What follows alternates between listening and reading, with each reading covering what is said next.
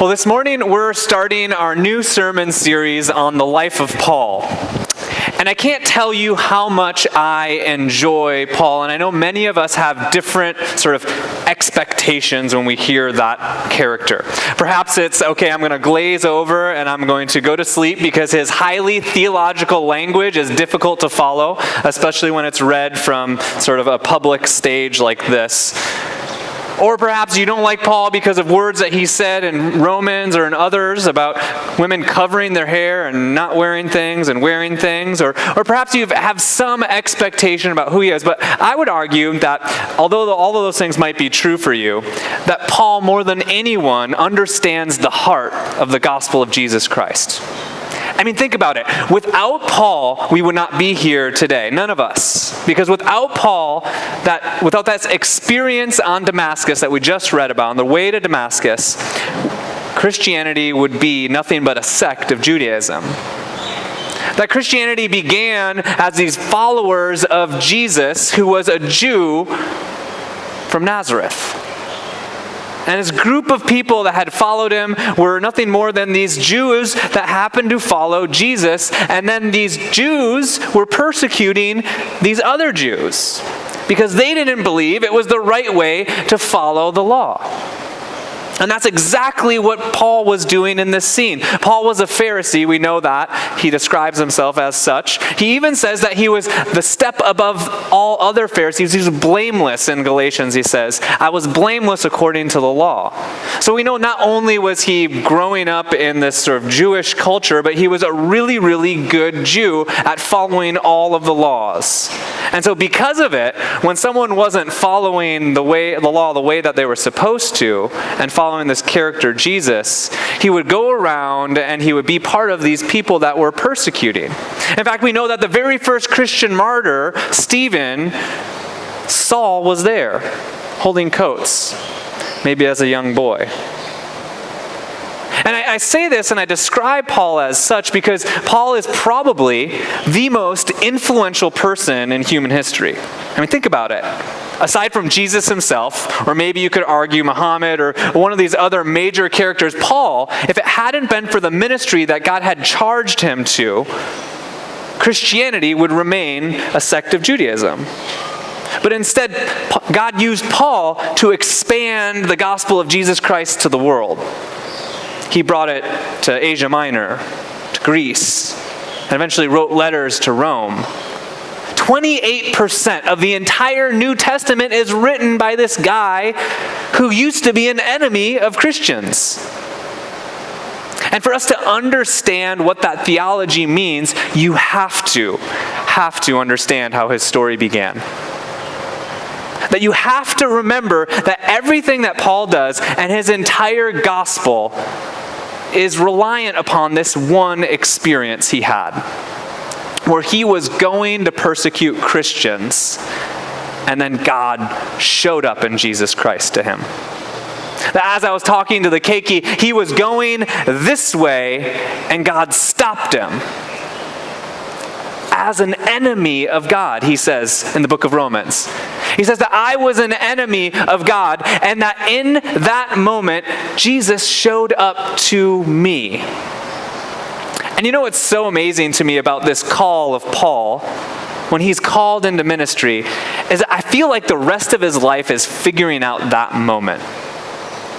The rest of his life is figuring out what that really means, because he grew up in his context that it wasn't about being weak or being an enemy that made you a recipient of God's grace, but it was following the law and the Torah and the prescribed set of rules that he had to do.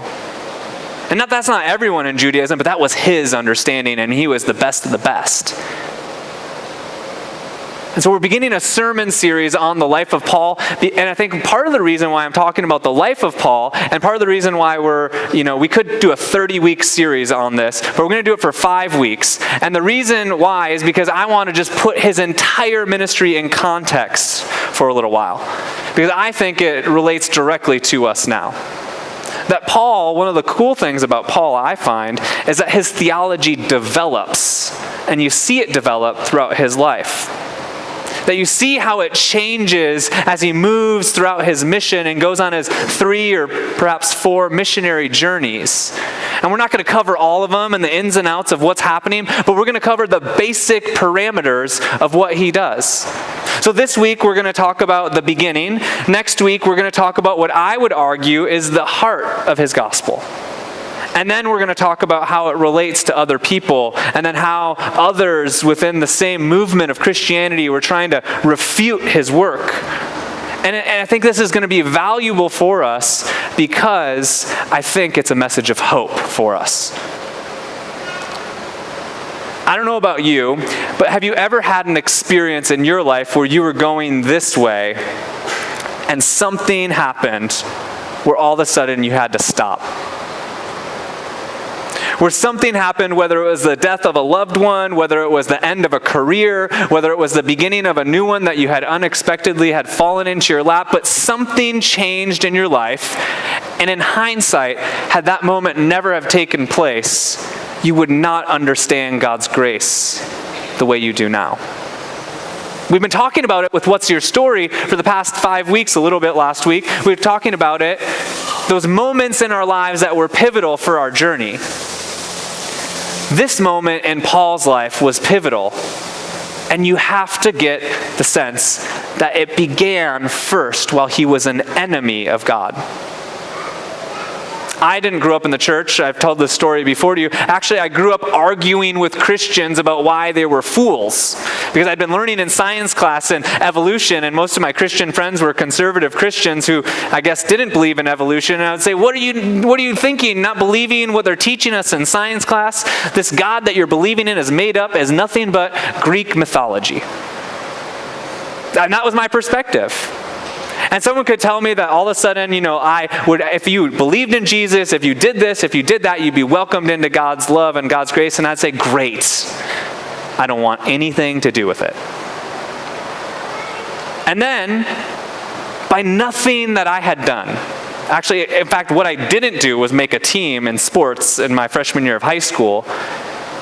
And then I got welcomed into a community where they helped me experience a love that was different, a gospel that was different than the one that I had heard. The one that I had heard was a set of beliefs that you had to believe and the prescribed list of things you had to do to be in the in club. What I experienced was that while I was arguing against Christians, and truth be told, I went to my first Bible studies that my friends brought me to argue with them. God showed up.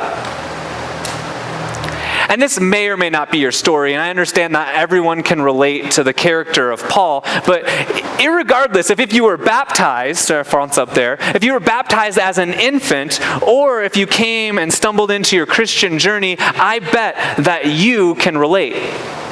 Because we all began with this Methodist terminology of prevenient grace.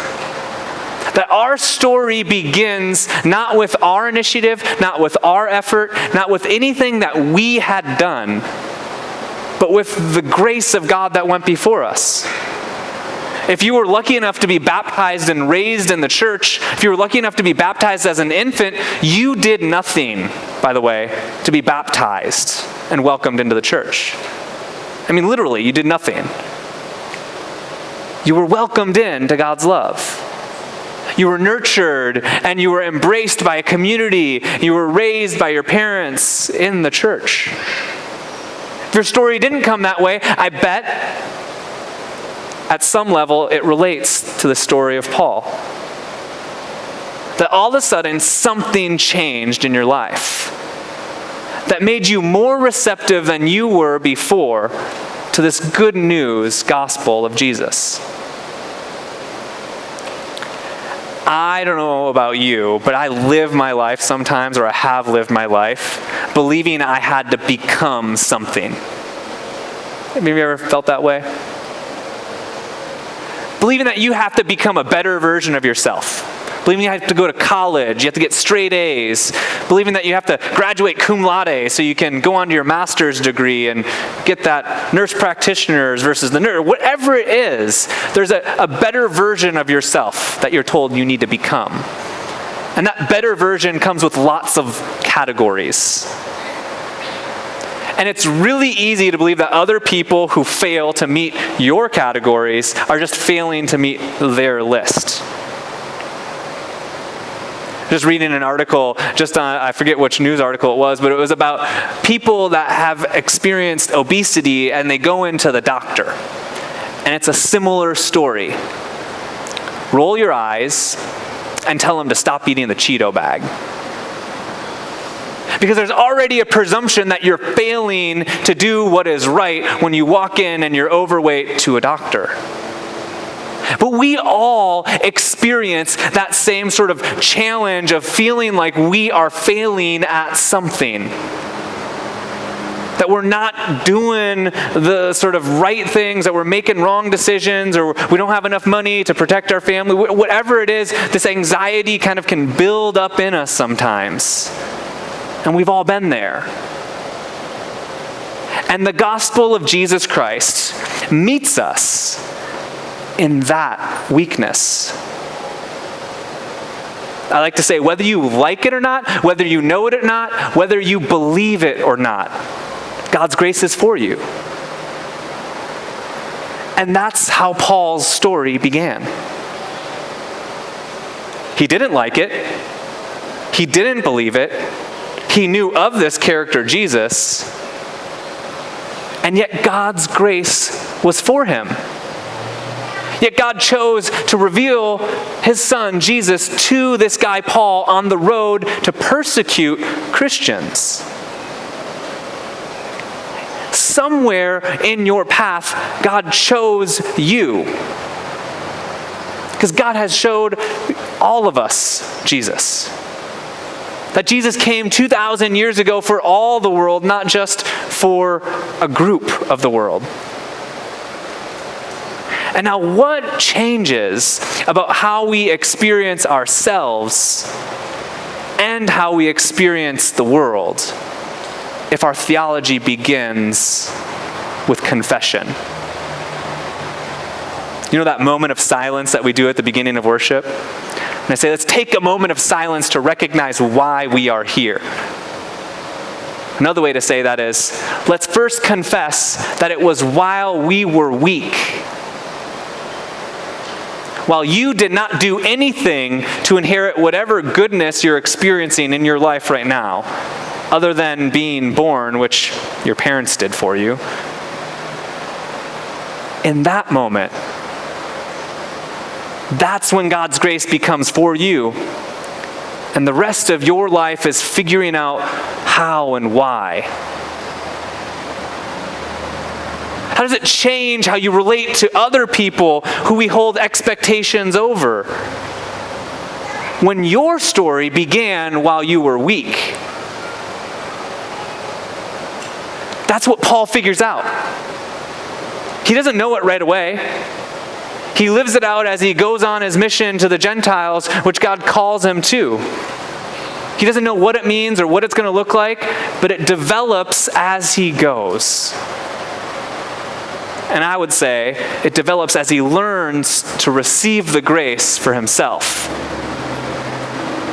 Learns to receive the grace that while he was an enemy of God,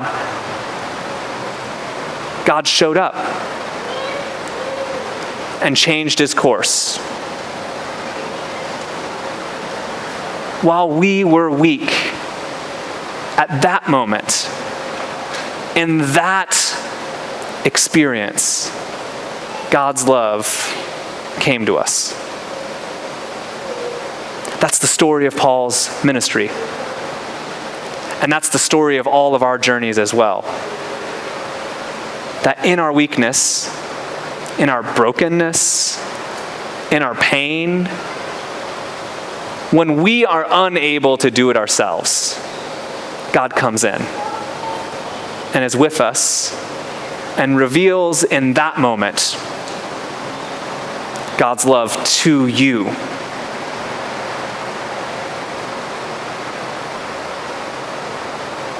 And it changes everything. Whether you like it or not, know it or not, believe it or not, God's love is for you in Jesus Christ. And that's the beginning of our story. Amen.